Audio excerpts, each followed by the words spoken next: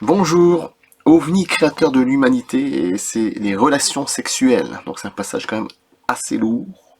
En même temps, je peux comprendre parce que je pense aux femmes qui se font enlever avec le fœtus. Elles sont enceintes, mais des fois elles peuvent rien faire parce qu'il est retiré par lui-même, parce que c'est pas des entités terrestres, hein, c'est non terrestre, souvent c'est les petits gris, tout ça, bon bref. Mais c'est un passage très intéressant. OVNI créateur de l'humanité de Jean Sider.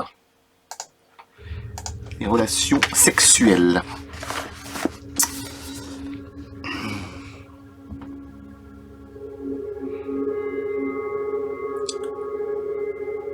Alors c'est du très très lourd hein, quand même, c'est pas un truc que... voilà.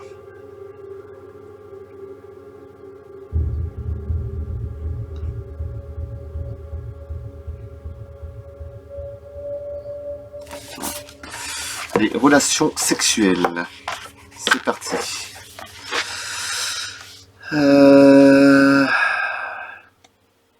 Alors, dans LVVIVIS, ça veut dire, bon bref, nous avons produit 2 chapitres entièrement consacrés aux comparaisons entre abduction moderne et transport au sabbat des siècles passés. Oui, c'est des siècles passés. Nous avons détaillé 20 situations identiques, souffrant parfaitement la comparaison, dont une dizaine se rapporte à la focalisation des entités sur tout ce qui concerne la sexualité des humains, allant jusqu'à provoquer d'apparents rapports charnels avec les personnes enlevées. En fait, nous devrions plutôt parler des ravisseurs de sexe masculin et d'abductés de sexe féminin, ouais, forcément. Car dans la quasi-totalité des cas, il s'agit bien de femmes qui sont obligées de copuler avec des entités qui, pour parvenir à leur fin, prennent la forme d'un conjoint ou d'un autre être cher de la victime. Les cas d'hommes confrontés à des entités s'étant mises à l'image de femmes existent aussi, mais sont beaucoup moins fréquents. D'autre part, des femmes abductées et autrefois des religieuses cloîtrées en couvent que l'on disait possédées se sont réveillées un matin pour découvrir sur leurs jambes des traces résiduelles de substances gluantes comme si elles avaient copulé avec un homme. Et c'était pas des hommes. Or, nous avons pu acquérir un ouvrage remarquablement bien documenté qui évoque longuement ces curieux épisodes luxurieux mais publiés en 1864. J'ai un livre sur ça, les enlèvements en France, là, les meilleurs rapports en France, je sais plus combien de cas, 330, 335, 333, je ne sais plus. Et ça date déjà de 1812, les premiers rapports, bon bref. Alors, en 1864, dans le contexte du spiritisme très en vogue dans la deuxième partie du 19e siècle, si je ne me trompe pas. Ouais, c'est ça. Il s'agit d'un livre signé du chevalier Gougenot des Moussou, peut-être un pseudonyme. Bien entendu, il ne parle pas d'enlèvement par des équipages d'OVNI, bah oui. Puisque ces phénomènes ne s'extériorisaient pas encore dans ce mode en son temps, forcément. Il s'agit en partie de l'activité des esprits et de leurs penchants ou leurs obsessions en relation avec les personnes attirées par les dialogues avec les défunts et la magie. Cet ouvrage a le mérite de retracer de multiples faits anciens de ce genre, ou du moins prétendus tels, dont certains remontent à l'Antiquité. Ils ont été attribués à des possessions démoniaques par les religieux. Alors que c'est pas possession démoniaque. Encore actuel, il y en a qui disent que les ovnis c'est possession démoniaque. Bon, enfin bref, tandis que les laïcs les ont rangés dans les délires produits par les maladies mentales. Donc, si nous avons choisi d'évoquer ce livre, c'est parce qu'il apporte un élément très important qui nous donne la clé de la technologie utilisée par les entités pour produire un coït.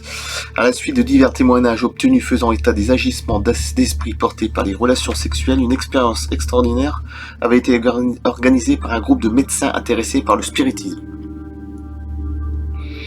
Extraordinaire en effet si l'on considère qu'à cette époque les tabous sur le sexe étaient très puissants. Toutefois, le but recherché était uniquement d'ordre scientifique. Il s'agissait d'examiner les effets éventuels exercés sur une femme ayant accepté d'être hypnotisée et incitée à vivre un rapport sexuel imaginaire. Le magnétiseur, un certain Regazzoni, était connu pour les brillantes prestations qu'il produisait dans certains salons privés de la haute bourgeoisie.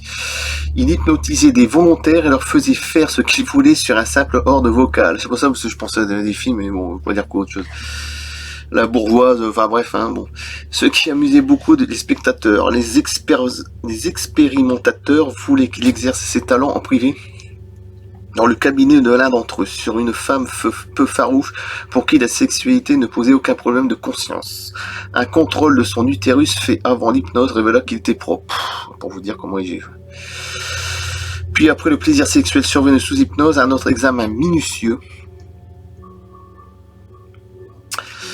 fut pratiqué. Quelle ne fut pas la surprise des expérimentateurs lorsqu'une quantité énorme de sperme fut trouvée dans l'utérus de la volontaire. Interrogé par l'auteur, Regazzoni lui avait avoué que pour réaliser ses séances de magnétisme, il faisait appel à un esprit qui lui était familier. Déjà, ça commence fort. J'espère que les couleurs sont belles, là, parce que j'ai un peu de doute. Voilà. Voici donc une preuve vérifiée par des hommes de science montrant que les entités sont parfaitement capables de produire des inséminations artificielles de sperme chez des femmes dont le cerveau est sous leur contrôle.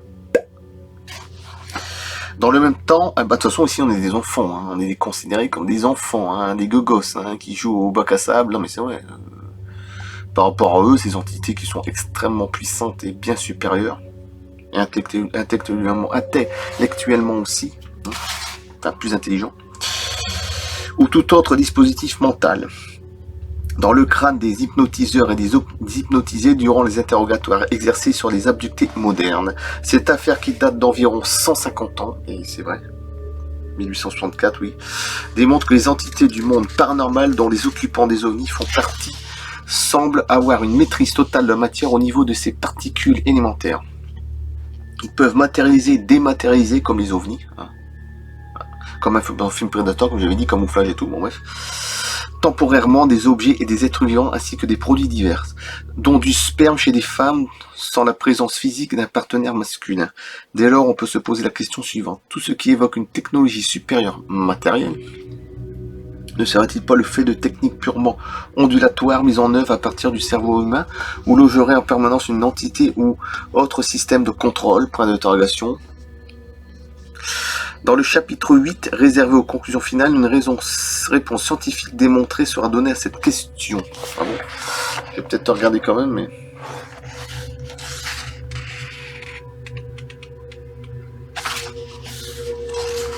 Bon, si je commence à lire... Bon, de toute façon, c'est sûrement un truc banal, je pense. Banal, anal... Bon, moi je coupe. C'était un passage très intéressant, les relations sexuelles de OVNI, créatures de l'humanité de Jean Sider. De toute façon, on le sait, quand il y a des abductés, les femmes, les fœtus, les enlèvements, bon bref. Il y a des gens qui les attendent sur le côté, voilà. Et après, ils les remettent sur Terre, et puis voilà. C'est comme ça, voilà. Alors, ça paraît complètement absurde, hein, c'est sûr, hein, complètement... fou, mais c'est comme ça. OVNI, créature de l'humanité, ça fait des hybrides.